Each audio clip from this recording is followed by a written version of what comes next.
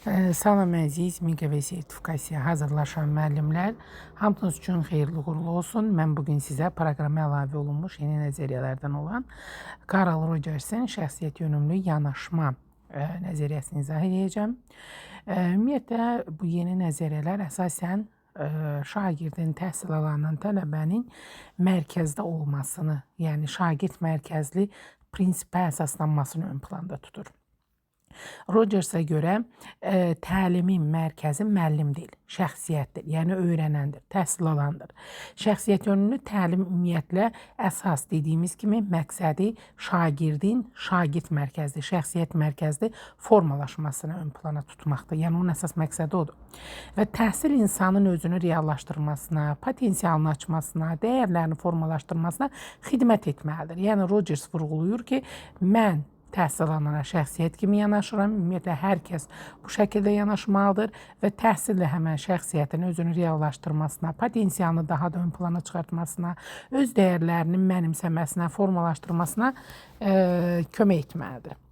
Və Rogers vurğulayır ki, öyrənmə realdırsa, uşaq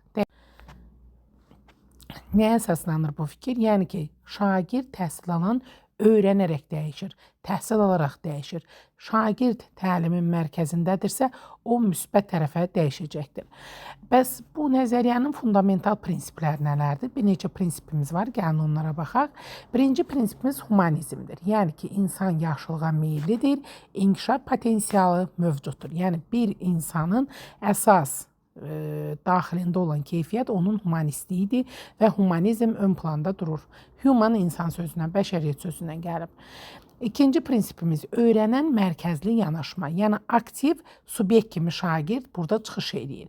Yəni mütləq şəkildə subyekt yanaşması olmalıdır. Müəllim interaktiv dərs keçməlidir. Şagirddəki aktivliyi ön plana çıxartmalıdır. Öyrənən mərkəzli yanaşma, yəni şagird mərkəzli yanaşma olmalıdır. Sonraki prinsipimiz emosional təhlükəsizlik. Yəni müəllim təhlükəsiz və düzgün psixoloji mühit yaratmalıdır. Dəstəkləyici mühit doğru şəkildə təmin olunmalıdır ki, şagirddən də istədiyimiz nəticəni əldə edə bilək. Empatiya prinsipi. Müəllim şagirdi anlayır və qəbul edir. Yəni müəllim özünü qarşı tərəfin şagirdin yerinə qoymağı bacarmalıdır. Buzqıran strategiyasına istifadə etməyi bacarmalıdır. Aradakı buzları əritməlidir. Həm özünlə şagird arasında, həm də şagirdlə şagirdlər arasında. Digər prinsipimiz şərtsiz qəbul. Yəni şagirdlə qarşılıqlı hörmət mütləq şəkildə olmalıdır ki, hörmət formalaşdırılmalıdır ki, sinifdə bir-birinin özlərini bir-birinin yerinə də empatiya qura bilsinlər, biri digərinin yerinə özünü qoya bilsin, şərtsiz qəbul edə bilsinlər bir-birlərini.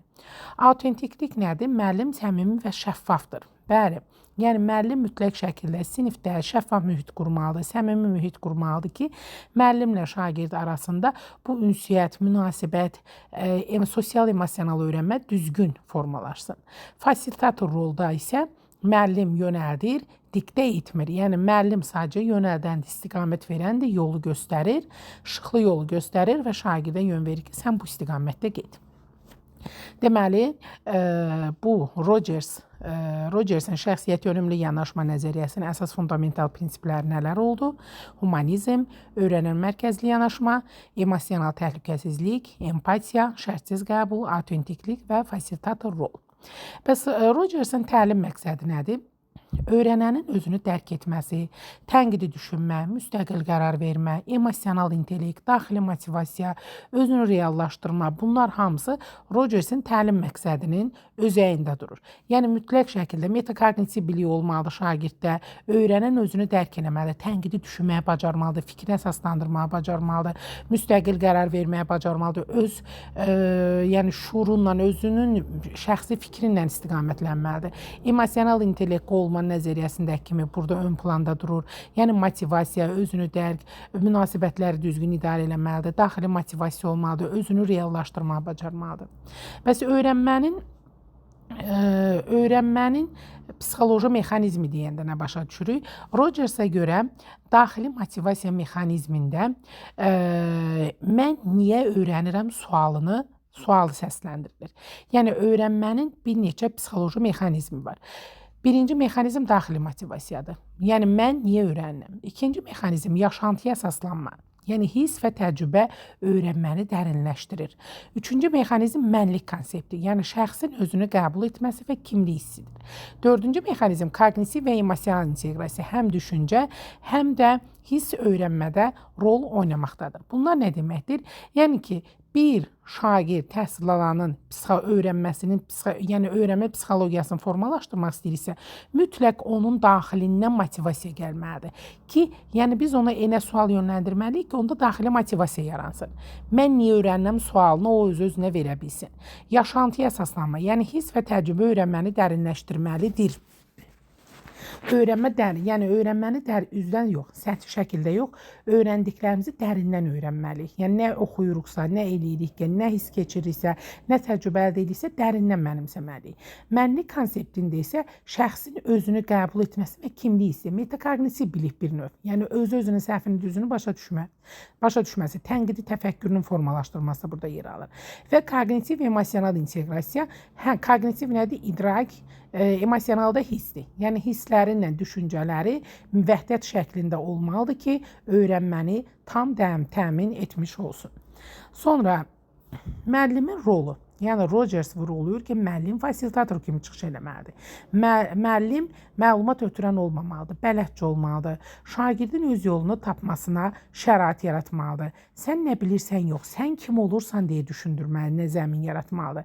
Dəstək yox, təcrübə və dialoqu ön planda tutmalıdır. Tədris prosesinə humanist atmosferi gətirməlidir ki, istədiyimiz nəticəni əldə edə bilək. Yəni müəllim sadəcə istiqamət verən rolunda çıxış etməlidir. Bəs sinifdə necə tətbiq olunur? Hansı üsullardan istifadə olunur? Məsələn, Sokrat dialoqundan istifadə olunur, sual yönümlü təlim yəni sual-cavab şəklində qurulur. Problem əsaslı öyrənmək üsulundan istifadə olunur. Yəni tələbə artıq öz araşdırır. Refleksiya jurnalından istifadə olunur. Şagird öz hiss və düşüncələrini yazır. Özünü qiymətləndirmə üsulundan tətbiq olunur. Şagird öz öyrənməsini təhlil edir. Açıq suallar veririk. Niyə, necə, haradan bilirsən kimi suallar ünvanlayırıq. Dəstək və empatiya mədəniyyəti üsulundan istifadə edirəm. Səni anlayıram kimi ifadələrdən istifadə edirik. Bu nəzəriyyəni tətbiq eləmək olar. Bəs Rogers'dan ənənəvi təlimin nə kimi fərqləri var? Ənənəvi modelimiz müəllim mərkəzidir. Rogers isə şagird mərkəzidir. Ənənəvi model itaətə əsaslanır. Rogers modeli fikir azadlığına əsaslanır. Ənənəvi modeldə səhvin nəticəsi cəza idi. Rogers modelində səhvin nəticəsində öyrənmədir. Ənənəvi modeldə məlumat ötürməkdir. Rogersdə isə təcrübə və kəşf ön plandadır. Ənənəvi modeldə qiymət fokuslu öyrənməkdir. Rogers modelində isə inkişaf fokuslu öyrənmədir. Burada nümunələr də qeyd etmişik. Gəlin onlara baxaq. Məsələn, şagird dərsdə səhv fikir deyir. Müəllim onu dərhal düzəldir. Şagird susur və yenidən danışmır. Rogers bu vəziyyətdə nəyi yanlış hesab edir? Tənqid mühiti yaratdı, şəxsiyyətin ifadəsini blokladı. Müəllim korrekt cavab verdi, şagird zəif hazırlaşmışdı, düzəltmək vacib idi, şagird emosional deyil. Baxın, burada bizdə deyir ki, şagird dərsdə səhv fikir deyir. Baxın, səhv fikir dedi. Müəllim onu dərhal düzəldir. Şagird susur və yenidən danışmır. Baxın, burada artıq müəllim onu dərhal düzəltməli deyil, müəllim istiqamət verməlidir. Rogers bu vəziyyətdə nəyi yanlış hesab edər? Rogers burada deyir ki, sən burada dərhal düzəltməli deyilsən, sən şagirdə istiqamət verməlisən. Burada deməli yanlış olan nədir? A bəndi tənqid mühit yaratdı. Tənqid mühiti yaradıb şəxsiyyətin ifadəsini blokladı. Yəni onu danışmağa qoymur. Halbuki müəllim burada fasilitator kimi çıxış etməli idi. Sonra dərsdə şagird deyir, mənim fərqli yanaşmam var. Müəllim isə deyir ki, proqram belədir, mənim üslubumla et. Rogers bunu necə dəyərləndirər? Müəllim qayda qoruyur, müəllim yaradıcılığı boğdu, şagird hörmətsizlik etdi, düzgün metod elə budur, proqram dəyişməzdir. Bəli, müəllim şagirdin yaradıcılığını pozubdur. Çünki şagird deyir, mənim fərqli yanaşmam var. Müəllim isə deyir ki, proqram belədir, bununla da get. Yəni burada müəllim şagirdin yaradıcılığını pozubdur. Üçüncü suala keçək. Müəllim şagirdə deyir: "Səndə potensial var, sənə güvənirəm, araşdır və gəl."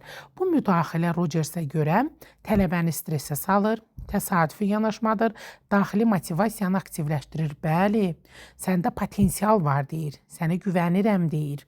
Onda da araşdır, gəl deyir. Deməli, o uşağın özü-özündə daxilində bir həvəs, maraq yaradır. Daxili motivasiyanı aktivləşdirir. Cavab C bəndi.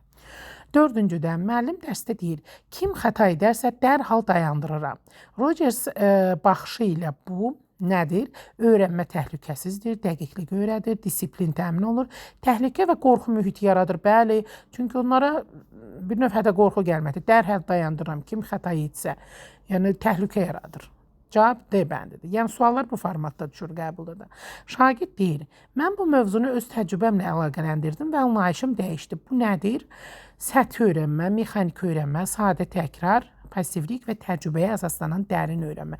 Bəli, çünki öz təcrübəsinə əsaslanırsa, dərin də öyrənmə təmin olunmuş olur. Cavab Y bəndi. Bu qədər, uğurlar.